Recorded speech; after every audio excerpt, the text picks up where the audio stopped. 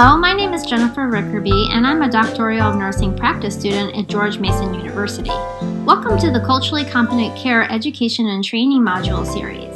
This educational module series was developed as a result of a doctoral of nursing practice proposal and translational research journey. The findings in education was derived from a systematic review of available evidence and literature review surrounding cultural competency, the school nurse, and the adolescent with type 1 diabetes. This was determined that a method to increase cultural competence of the school nurse providing diabetes self-management education was not standardized. These modules were created to fill in the gap of literature to convert into practice. This is the icon key that represents requirements that need to take place throughout the module.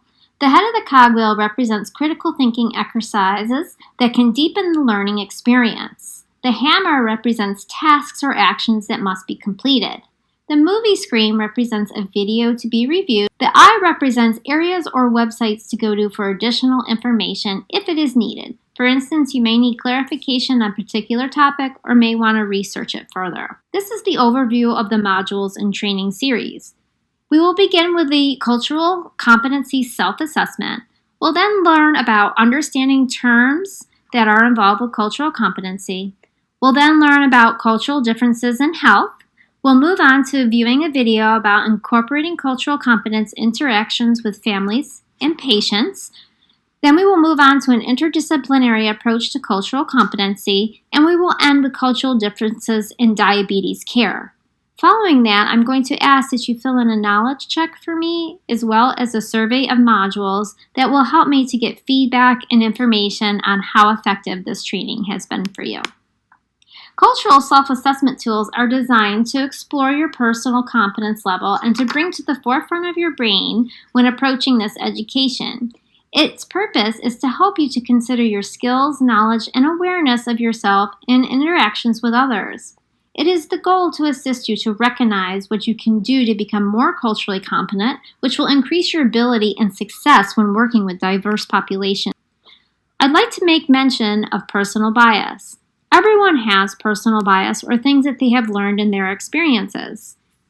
Acknowledging those personal biases are important to prevent prejudice actions from occurring.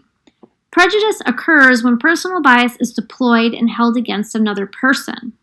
Personal bias is normal, so we need to know that it is normal to have things that are ingrained into our upbringing. But in order to move forward towards cultural competence, those biases must be known. The self-assessment will reveal personal bias that may be unknown or unacknowledged. You may unknowingly be putting forward personal bias and potentially be performing prejudice actions. Here is a self-assessment tool. Please complete call checks links on cultural competence. Immediately following, you will be given a number with your level of cultural competence. Take that number and reference it to the provided summaries below to get a measurement.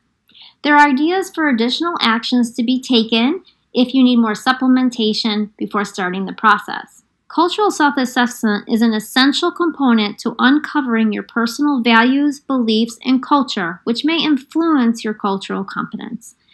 Thank you for participating.